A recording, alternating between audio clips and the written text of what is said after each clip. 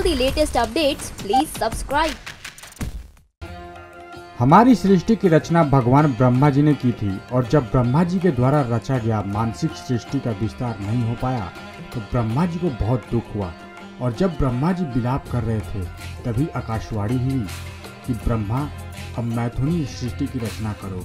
और इस आकाशवाणी को सुनकर ब्रह्मा जी ने मैथुनी सृष्टि रचने का फैसला किया।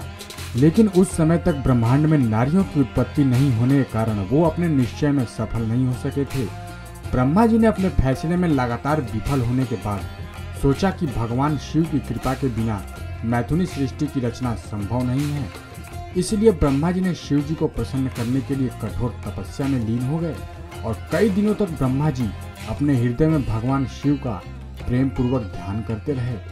ब्रह्मा जी के तप से प्रसन्न होकर भगवान शिव ने ब्रह्मा जी को अर्धनारीश्वर रूप में दर्शन दिया और शिव ने कहा कि पुत्र ब्रह्मा, तुमने प्रजा की वृद्धि के लिए जो कठिन तपस्या की, मैं उससे बहुत प्रसन्न हूँ और तुम्हारी इच्छा को जरूर पूरी करूंगा। शिव ने ऐसा वचन देने के बाद अपने शरीर के आधे भाग से उमा देवी को अलग कर दिया।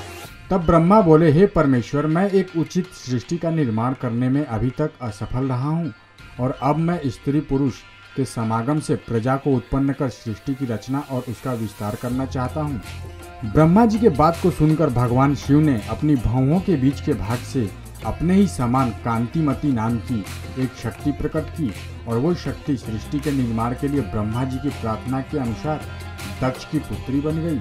भगवान शिव ने इस शक्ति को देकर ब्रह्मा जी को उपकृत कर दिया तथा अपनी अनुपम शक्ति देकर देवी महादेव जी के शरीर में समा गईं और पुनः भगवान शिव अर्धनारीश्वर के रूप में आ गए थे। हम आपको बता दें कि भगवान शिव का अर्धनारीश्वर रूप में आने का यही रहस्य है और भगवान शिव के कारण ही ब्रह्मा जी के द्वारा रचित सृष्टि का संचालन हो पाया था। नेक्स्ट 9 न्यूज रूम से विनीत राय की रिपोर्ट।